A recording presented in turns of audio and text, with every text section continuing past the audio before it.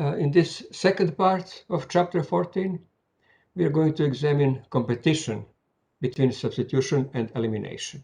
So in the previous lecture, you have seen that frequently substitution and elimination reactions occur under seemingly same conditions, pretty much identical conditions. And then the question is, how would you know whether reaction is substitution or an elimination? So in general, when we start with an alkyl halide, there are three possible pathways for that alkyl halide in a reaction with a nucleophile or a base.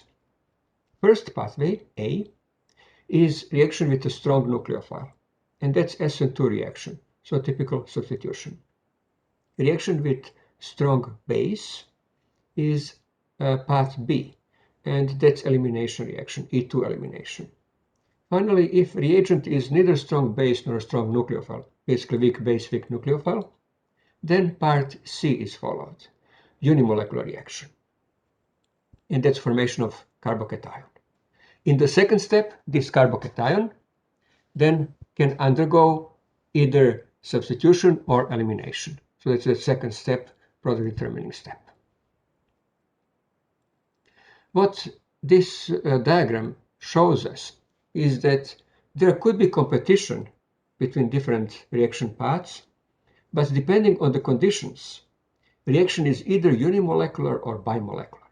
So that's the competition. And often when you're trying to figure out what's the mechanism, it's a good idea to first figure out whether reaction is unimolecular or bimolecular, and then whether it's substitution or elimination. Because we cover substitution reactions in one chapter and eliminations in the other, students tend to look first, is it substitution or elimination, and then whether it's unimolecular or bimolecular. You can do it that way, but it's proper way better to do it, to look first whether it's bimolecular. That means reagent is what you would classify as strong, either strong nucleophile or strong base, or both, strong nucleophile and strong base. If reagent is weak nucleophile, weak base, then unimolecular reaction. And then you look at other conditions to decide whether reaction is substitution or elimination. So typical competition is SN1, E1, so those reactions compete with each other, or SN2 and E2. You cannot have competition between E1 SN2 or E2 SN1 because mechanism is either unimolecular or bimolecular, and so you're not going to have competition between these that I just mentioned. A very important feature of these reactions, particularly elimination reactions, actually is that in the course of elimination, entropy increases. And that means that change in entropy favors elimination. And since expression for change in free energy of a system, delta G equals delta H minus T delta S, delta H in this case is change in enthalpy, change in bond energies. But we are looking at change in entropy, T delta S. That's multiplied by temperature. And so this factor, minus T delta S, is larger at high temperatures and smaller at low temperatures. So high temperature is going to favor elimination reaction because elimination has favorable entropy. And conversely, low temperature is going to favor substitution reaction. And so that's already one very important fact, that you should be looking at reaction temperature. High temperature elimination, low temperature substitution. When we consider other factors, such as nature of the leaving group, we already examined that before in case of substitution reactions. And in general, the nature of the leaving group does not affect the reaction mechanism. It really affects reaction rate.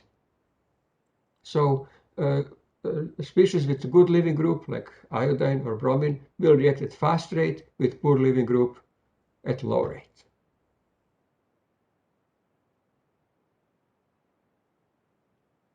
So if we consider unimolecular reactions, then it means that first, actually, I should remove this. As a general rule, here it says, in a unimolecular reaction, high concentration of strong nucleophile favors substitution and increased temperature elimination. Actually, this high concentration of strong nucleophile, that must have been cut and paste error from something I wrote earlier, because it should be just increased temperature favors elimination. That's it. So in a unimolecular reaction, increased temperature favors elimination. A strong nucleophile would actually favor bimolecular reaction, and so that's the problem. A strong nucleophile, yes, would favor substitution if we were to carry out reaction somehow under unimolecular conditions and then add strong nucleophile, then yes, that would favor substitution, that's correct. But those would be very rare reaction conditions, because how would you do that when strong nucleophile favors SN2 reaction and if it's also a strong base, E2, and those are not unimolecular conditions. Now, primary substrates don't undergo unimolecular reactions, which means that you should consider possibility of unimolecular reaction only if starting material substrate is secondary or tertiary. And then you look at the temperature. So, difference between these two reactions is temperature. The top pathway means low temperature, bottom pathway high temperature. What is low and high frequently is relative and depends on the particular reaction system, but it will be specified. In general, if we say room temperature or ice bath, that's low temperature. If we say boiling solvent or reflux, because reflux means the solvent is refluxing, it's boiling, then that's high temperature.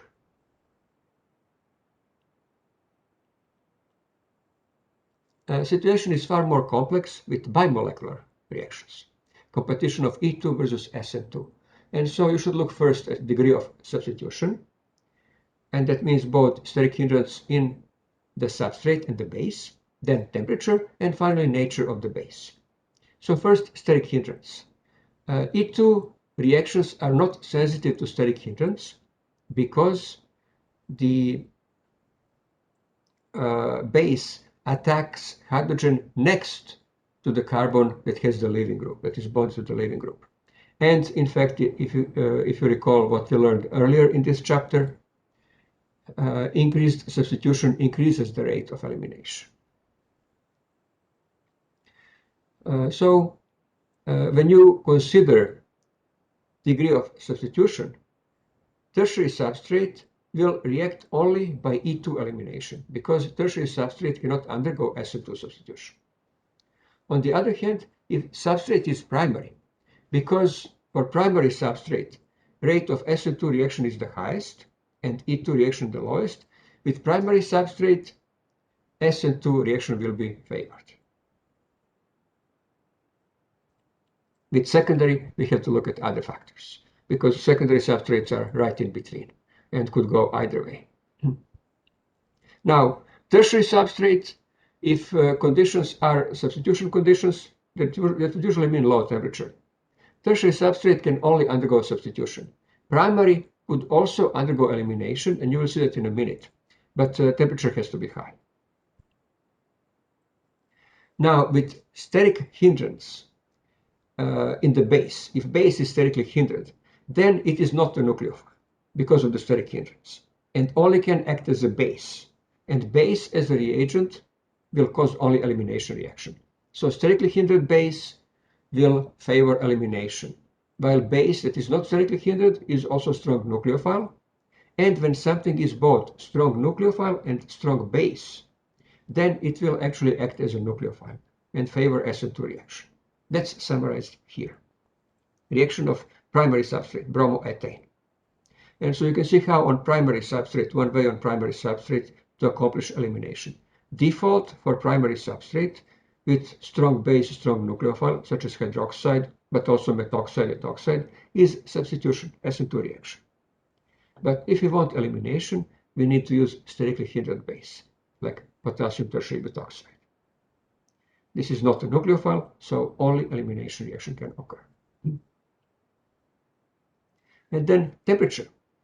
High temperature favors an E2 elimination reaction and low temperature SN2 reaction. That's in line what we already covered. And so that's the most common way how we manipulate reaction conditions. We simply increase reaction temperature to favor elimination and cool the reaction mixture to favor substitution. When it comes to nature of the base, we select the base in such a way that it favors the reaction we want. So a strong base that is also a strong nucleophile will favor SN2 reaction, while base that is weak nucleophile, that means hindered base, but still strong base like tertiary butoxide, will favor elimination reaction. And here is just to remind you, nucleophilicity versus basicity. We covered that earlier, I believe, chapter 12. And steric hindrance and so on. And this table is actually pretty important. Basicity and nucleophilicity. So different classes of bases and nucleophiles and what they do in various reactions. So if species is both strong base and strong nucleophile, then reaction could be substitution or elimination under basic conditions. But substitution is preferred. Elimination will occur at high temperatures. So this first column, default is substitution because a reagent is strong base and strong nucleophile, but elimination could occur if temperature is high. That means reflux or boiling solvent. So those are simple alkoxides. Simple means not hindered, like methoxide, ethoxide, like sodium methoxide, sodium ethoxide, hydroxide, sodium, potassium, lithium hydroxide, and amides, like sodium amide. Now, if we have weak base, strong base, and weak nucleophile, so strong base and weak nucleophile, then that favors elimination reactions. They will also accomplish deprotonation alpha to carbonyl group, but that's the end of organic 2. We don't need to worry about that now. This is when you are studying organic 2, and if you want to go back to review organic 1, then you will find this here. But that's not something you need to worry about now. So strong base and weak nucleophile, those are elimination reactions. And those are hindered alkoxides like potassium T-butoxide that you have already seen many times so far. And another one that is commonly used is lithium diisopropyl amide. This is right here, lithium diisopropyl amide, or LDA. That one requires special conditions to use. Conditions have to be anhydrous and reaction temperature has to be low. So it's more difficult to use because it's more sensitive reagent. That's why it's less commonly used. But in research laboratories, actually it's used more than potassium T-butoxide because it gives better yield and cleaner reactions. So you should know both of these reagents, but in your case, you will most commonly encounter potassium T-butoxide. Then we have third column, weak base and strong nucleophile. So obviously, if something is not a base but is a nucleophile, then in general, reaction will be substitution. And those are halides, chloride, bromide, or iodide. Finally, we have case of weak base and weak nucleophile. Those are unreactive species. We use those as spectator ions. If we need cation to do something in a reaction, let's say we need cation, let's say zinc or magnesium, zinc 2 plus or magnesium 2 plus or mercury 2 plus, as let's say Lewis acids or something like that, then, and we don't want an ion to do anything, we don't want an ion to interfere with the reaction, then we will use these anions, carboxylate, bisulfate, biphosphate anions.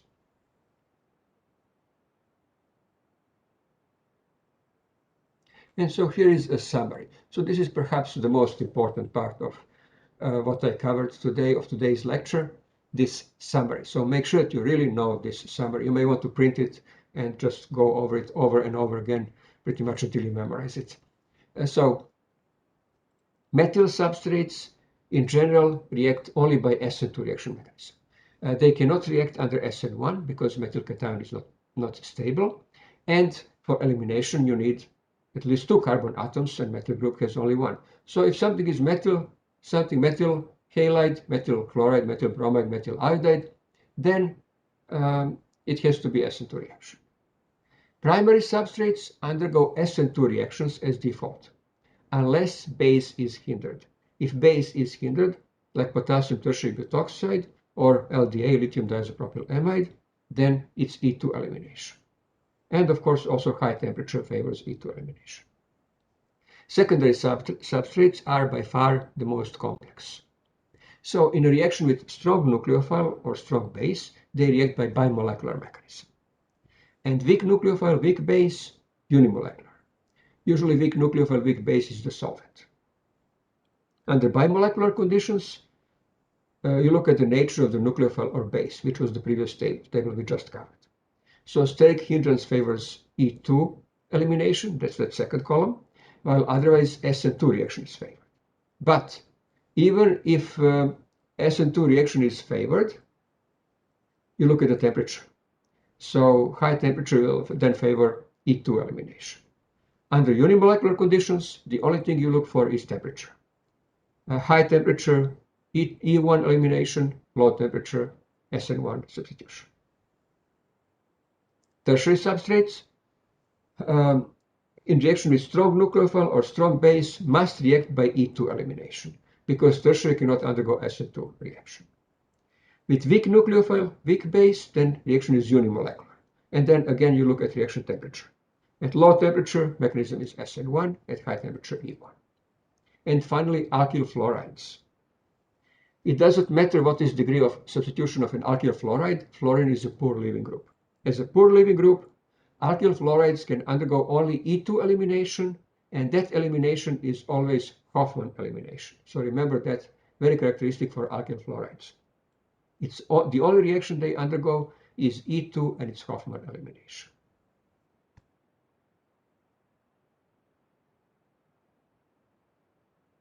So as I said, this 354, very important information. Make sure that you really know that very well. Now we have one mechanism that is not that important for this exam, for this course, but it's going to become considerably more important as part of Organic 2. So it's a very good idea to learn it now. That's E1CB, conjugate base unimolecular elimination. And in this elimination, base removes an acidic proton. So proton next to the carbon that is bearing the leaving group is acidic for one reason or the other. So it's easily removed by a base in the first step. And that's actually fast step, removal of proton. And then in the second slow step, carbanion displaces the leaving group or facilitates the leaving of the leaving group to form carbon-carbon pi bond. Here are a couple of examples. Hydrogen on carbon alpha to carbonyl, carbon next to carbonyl is acidic hydrogen because of the inductive effect of the carbonyl group, similar to carboxylic acid. Carboxylic acid would be COOH. This is COCH. So it's much, much weaker acid compared to carboxylic acid, but for same reasons, it is actually slightly acidic. And so strong base like sodium methoxide or potassium t-butoxide can remove this proton. And then in E1CB elimination, this chlorine is also removed to give double bond.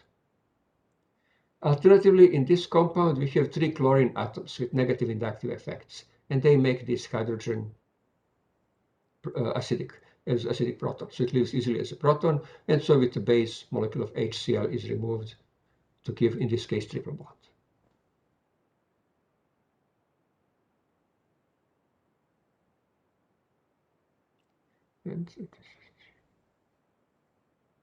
And then the final part is an application of elimination reactions in preparation of alkynes. So how do we prepare alkynes in elimination reactions? And it's very important that you know this part. It's the final, it's kind of the end of the course, and sometimes you skip it over and then are surprised that there is quite a bit of emphasis, or maybe some emphasis on this on the final exam.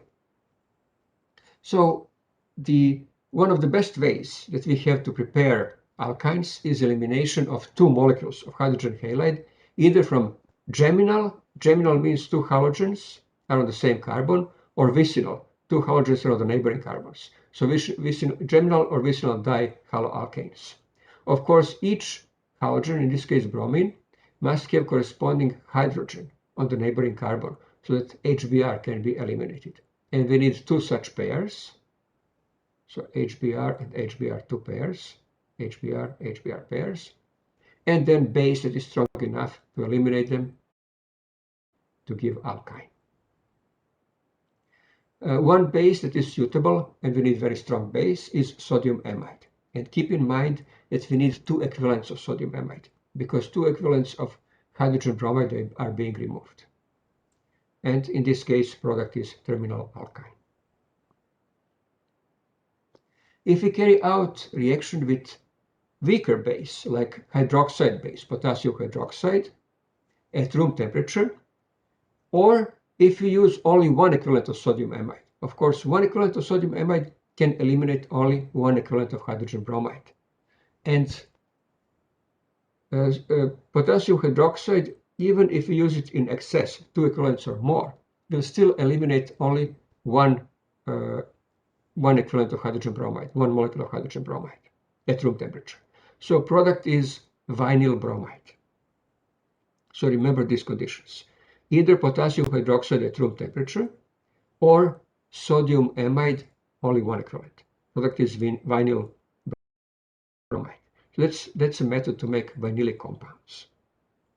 If we want to achieve complete elimination to alkyne, we have to either use 2 equivalents of sodium amide, as in this first equation, so 1 and 2. Of course, we do both at the same time. Don't do it stepwise. We would right away throw in 2 equivalents of sodium amide. Or we carry out reaction with potassium hydroxide, but at very high temperature, 170 degrees Celsius. So if you encounter this on the exam, pay very careful attention to reaction conditions. So if reagent is sodium amide, you are looking how much. Is it 1 equivalent or 2 equivalents? And those 2 ways to indicate that. Either in parentheses we say 1 or 2 equivalents, or before the symbol for sodium amide formula, we place number of equivalents, 2, 3, 4. Of course, 1 is understood. If you write it there, we don't need to say 1 equivalent. Here we said 1 equivalent for emphasis, so that you don't mix it up with, let's say, 2. If you say excess, that means 2 or more.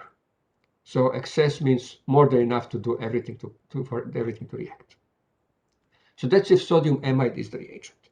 If potassium hydroxide is the reagent, then you don't look at the amount, you look at the temperature. If temperature is room temperature, then 1 equivalent of, or 1 molecule of sodium bromide is, or hydrogen bromide is eliminated. 1 molecule of hydrogen bromide is eliminated, and product is vinyl bromide.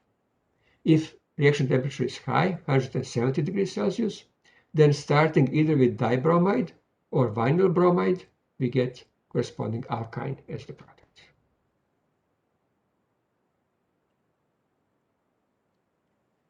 Okay, and this completes chapter 14.